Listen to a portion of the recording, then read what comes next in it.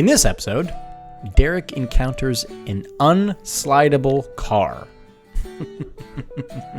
a very expensive hood, and Grandma's push to pass. Welcome to episode 187 of the We Are Auto Show. What's up, Derek? Mr. Michael Rao, I got to drive an Acura over the weekend. What kind of Acura? I think it was a TL, which is not, nothing. An older TL? Yeah. Nothing super special.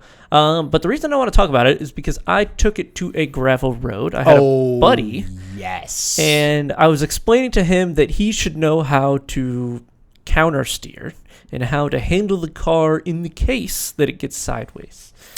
How did that go? So he was like, okay, sure, we can learn how to do that. And I said, yeah, we'll take you to a gravel road that I know locally, and we'll try to get the car sideways. We'll do our best, okay? And I'll show you how to get the car sideways. So I hopped in, and first problem we encounter, can't turn off traction control. What? It wasn't possible. Now, I don't think that this is just isn't possible on that specific model car. I think it was more of a technical problem with the car. Something's broken. Something's broken. I'm like, Acura does not let you turn the traction control Nope. off? There was a button. I'd press the button, and nothing would happen. Did you hold the button? I held the button for 30 seconds. Oh, nothing would happen. Okay. Yeah. So I said, all right, fine. Can't use traction control. No problem. We got an e-brake, baby.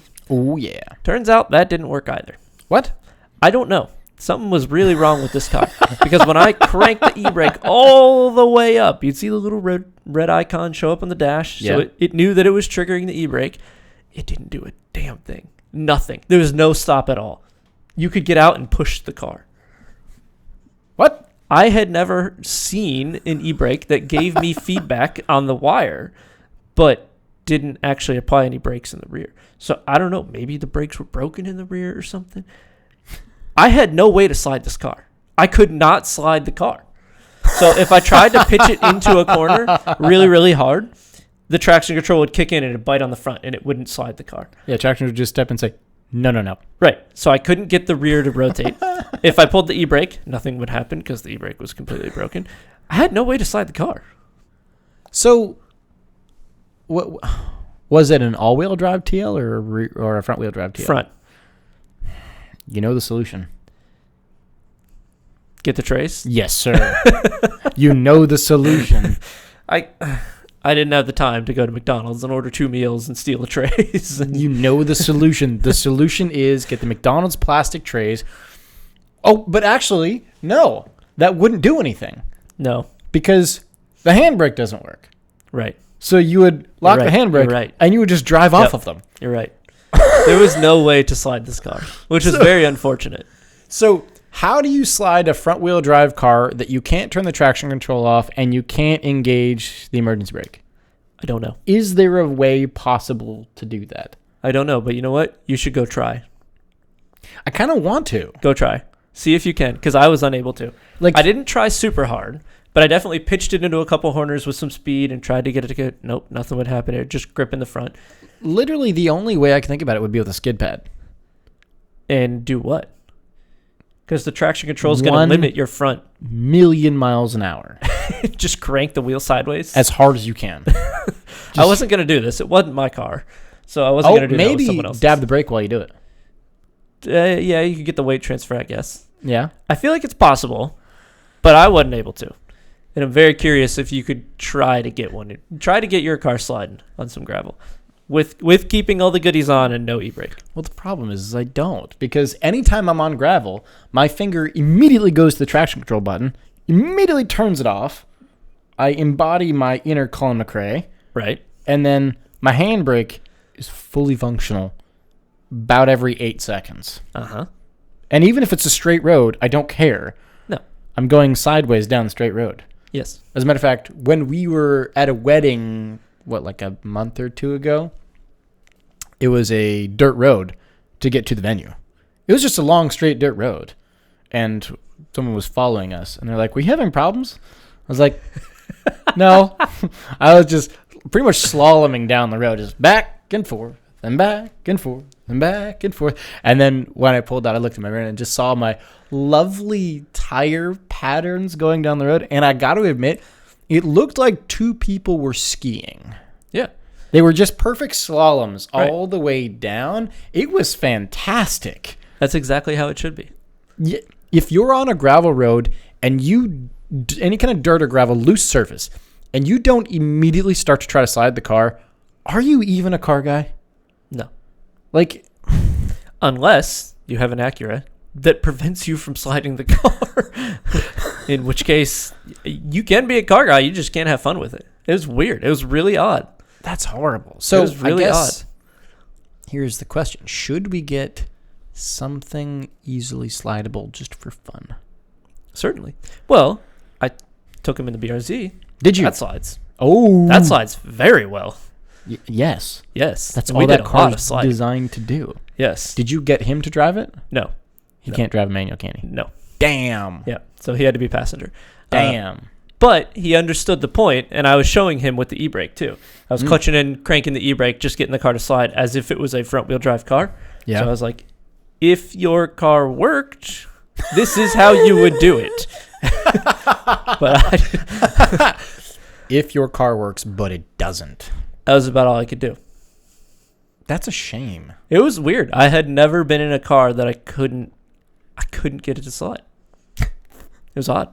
That is really a tragedy. Yeah. I don't know if I could be in a car. I will say, when we had our Tacoma, that slid really easily too. What, is that rear? Yeah, that's Yes. rear. It was a base model, so it was not all-wheel. It was not four-wheel drive. Oh. Rear-wheel drive, very light in the rear since it's a truck. Right. So that truck was a blast when it was raining too. It was kind of like the pickup truck version of your BRZ. Yeah. Not fast, but very sideways. It was a lot of fun. The BRZ was perfect on gravel. Oh yeah. Oh, it just gripped the right amount where you could hold the slide perfectly. Yeah, it was money. Was the road wide enough where you could hold a slide? Yeah. Not just like slide and then stop. No, you could fit two cars going past. Ooh. It'd be tight, but you could fit them, so you could hold the slide. Ooh, Oh, yeah. yes. Yeah. It's always good. I wonder where the best place to, well, guess I'm trying to think of like, if you want to learn to be a rally driver, how do you do that? Where do you go? That's not a professional racing facility. Even a professional racing facility. Oh, there's a rally place around here in Florida. The Firm. Right. That's like 4 hours north of us. Yes. Where else do you go? Around here within like an hour radius. I don't really know. But like overall, it's not like there's that many. You have a lot of racetracks, and even if you don't, you have a lot of autocrosses. Yes. What you don't have is a lot of rallying. No. You got to know someone. You got to know someone that has a lot of land out east. Yeah. And then you got to get, got to get some construction equipment out there, grade the road, and then go ham. This is not a cheap endeavor. No. We should do this. I'm down. We should buy 100 acres and turn it into the Florida rally stage. It's Where called you Freedom jump Factory. an alligator. It's the Freedom Factory. We should talk to Cletus. Cletus has some room in the back, and I know that they have done some goofy stuff back there. We should talk to Cletus. Yeah. That might be the way to do it. That would be a good idea. Yeah. It's like the best way to own a boat. Have a friend with a boat. Right. Don't own the boat. The best way to own a rally stage? Have a friend with a rally stage. Yeah. But let's move on to our spots of the week. Did you happen to see anything whilst you were out and about? I did. So I happened to see a white McLaren 720S, which is relatively kind of standard around here. Yeah. But this one had... Funny you say standard. Today, I saw two different orange 720Ss. Of course. This one was a little bit special because it had what I believe is this, which is a carbon hood on it, which is a little bit different. Did it have the front lip as well? That extra carbon front lip and all that? I think it did. Ooh. Because it was going the other way. I only got to see the front of it. Definitely saw the carbon hood. There was, I think, the little carbon tail on right in front of the back tire as well. So After we did some digging, what was the name of this hood specifically? That would have been, if I'm estimating this, it would have been the Vorsteiner. Vorsteiner? Or Vorsteiner. Okay. I've never heard of that before, but that's just the crazy custom car mod for McLarens, I'm assuming. That's what they do? Vorsteiner does a lot of just high-end modifications. Not just McLaren, but all sorts of stuff. And I believe that hood alone is $12,000. Just the hood. Okay. Yeah. So would you like to scratch your hood? No. I'll pass on that. And I'm curious how much just the carbon front splitter is. I would assume a lot. So what? If the hood's $12,000, the front splitter's but at least 10. Yeah. So could you imagine going over a speed bump? No, not at all. This was headed out toward the Freedom Factory. Out toward the drag strip. So either they were drag racing it or could have been an event. I don't know. But it was definitely on the weekend, and I'm sure they were going to have some fun with this. Sounds like it. Yeah. That is a good spot like that. Did you happen to see anything? I did something much less powerful. So this is something that you'd be much more interested in. Okay. I saw an Alfa. Ooh. But an old Alfa. Even better. Yeah. I saw somewhere between like 1965 and 1969 an Alfa Romeo Giulia Sprint GTA. Oh, it was a Giulia. Yeah, okay. Which the GTA stands for Gran Turismo. I'm going to butcher this. Allegrita? Something like that, I think. Okay. And it was pretty well exactly spec'd like that. And it's gorgeous. That is a good looking car. That is pretty. Yeah. That is a prettier version of a BMW 2002.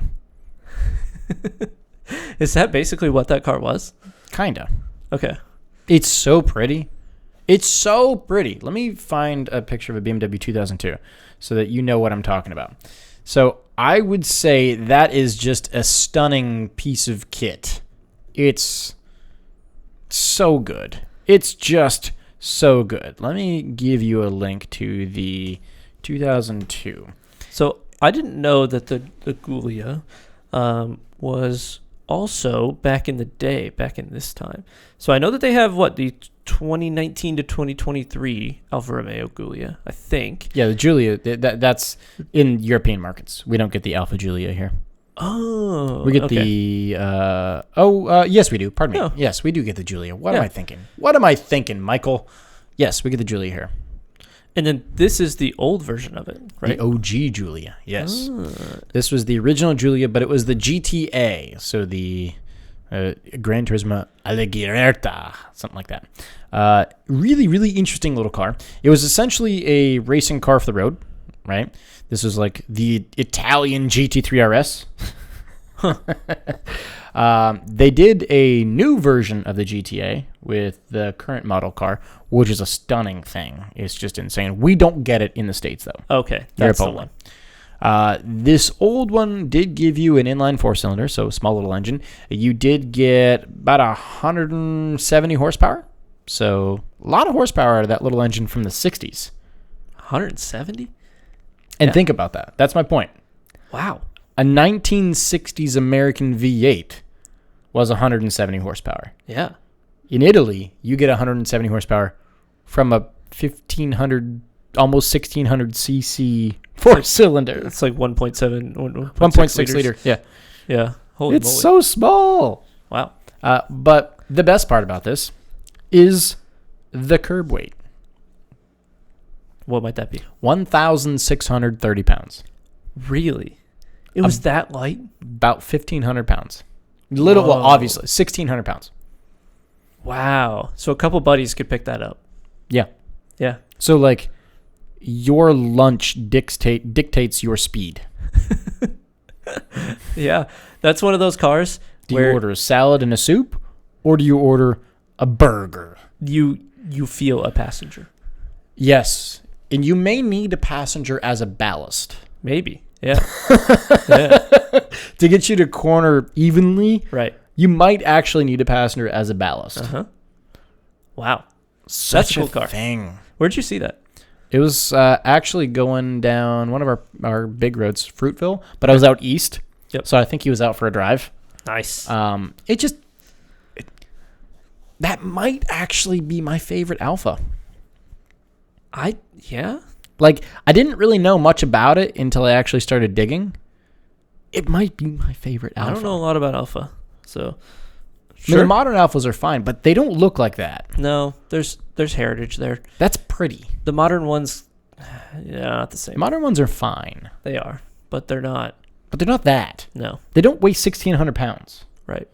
That weighs 1,600 pounds. You could pick it up. You could. A couple buddies could pick that up, move it around. How cool is that? Yeah. I love it. So that's my spot of the week. I love it. Yes. So that moves on to the I Wish They Would'ves. Oh, baby. Do you have an I Wish They Would've? I do. So in the last episode, we talked about EV charging stations and Tesla opening up its superchargers to other cars. Yes. Now, the problem that entails from that is that some cars pull in forward, some cars pull in backward, and that causes the issue where a Tesla would back up into a space, so they would be a charger on the left rear, and if an F-150 pulls in and its charger is on the left front, then you get the problem where they're in the wrong station for the stall. Now, I wish that there was either a specific spot on the car that they mandated, somebody mandated, to make sure that all the charging ports were in the same location, because that would solve the problem for the whole charging in the wrong spot conundrum. Or the charging stations themselves would have a long enough cord and would just be centered on the space to be able to reach both sides. Because I think that that's the better solution here. I don't think that you should have to mandate specifically where you're going to end up. Yeah, because if you think about it, some cars are passenger side, some cars are Right. driver's side for just regular ICE cars. And you have the little arrow on the dashboard that tells you which side the fueling cap is on. Which it still amazes me. Some people don't know that. I'm sure a lot of people don't know that. Yeah. It's Yeah. just amazing. Yeah. Yeah, I totally wish that. I think that the longer cord is a good thing, but from what I know about how those charging stations work, the longer the cord is, the less efficient the charger is, and Makes also sense. the more you have to cool the wire. That's more material. Right. And it's also more energy flowing through that more material, so it's an exponential problem. Yeah. Yeah, the more heat you're going to get, the more material you got to push through, the more energy you need to push the material more. It's kind of like the motion of a whip. Right. Starting with a little flick of the wrist, ends with a big wag at the end. It's right? it's an exponential problem. Exactly. So I don't necessarily know what the best solution is going to be here, but I do think that this is going to have to be sorted out fairly quickly, considering that Tesla just opened up all their superchargers. So I do agree. Soonish, this needs to be figured out. yes, and it seems like they've pseudo figured out their whole charging adapter stuff, at least. Yeah, they do seem figured-ish it out. We're down to 2 different ports, and we can handle 2 ports. Hopefully it goes down to 1. Let's go, baby. So, yeah. What do you have?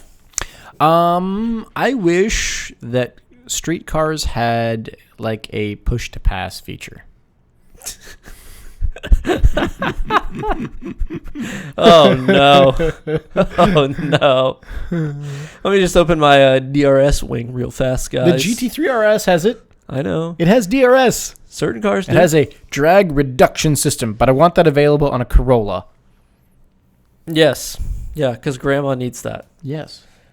So okay, what happens? I push my push-to-pass button, the big red one on the steering wheel, Yes. right? And I have 10 seconds of push-to-pass, just like IndyCar, right? Correct. What happens? You get an extra 50 horsepower Yeah? It's and more torques. just a tuning change? Is Yes. it just Something. okay? You know, we don't stiffen up the suspension. We don't No. sharpen the steering. No. Get some pops and gurgles Keep going all in the that exhaust. numb. Keep everything as dull and numb and awful as it can be, but just give everyone an extra 50 horsepower on tap. Yeah, because that's what Grandma needs to get to the grocery store. Well, yes. No, What do you mean, no? this works. You don't on- want to see Grandma in a Buick. All of a sudden, you piss her off, and she just goes, she's gone. It's already faster than my BRZ. It doesn't need a push to pass. You've got a point. Grandma's Buick is probably faster than your BRZ. She doesn't need push to pass. There's no way. Don't you wish your car had push to pass? Your car? What would my car do with push to pass? It would be able to pass Grandma in a Buick. Yeah, it struggles sometimes. I guess it'd be kind of fun. It'd be another little gimmick, but it doesn't fit the MO of my car. It doesn't fit the MO of Grandma's Corolla. If it was on a Civic Type R, yeah, sure, okay, yeah, whatever. A Veloster N, okay, sure, it's a gimmicky game. It's on a Buick minivan. Oh, the magic of the Buick minivan. Let me watch my movie while we push to pass. The passengers just whomp. I don't know. It's ridiculous. It would never happen, but I want to push past. You know what has push to pass? A Mazda Speed 3 has push to pass. Yes, it calls your gas pedal. Yes, and you get a wall of torque and you pass. That's how it works. And now. Yep. And all the torque, go ahead. You're gone.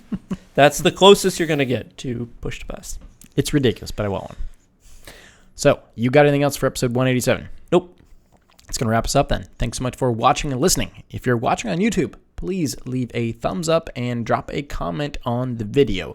Let us know what your I wish they would have is. Curious, what do you wish they would have? And if you're listening on audio, please do send us your I wish they would have via social.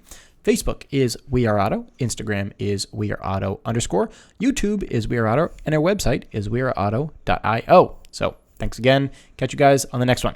Peace.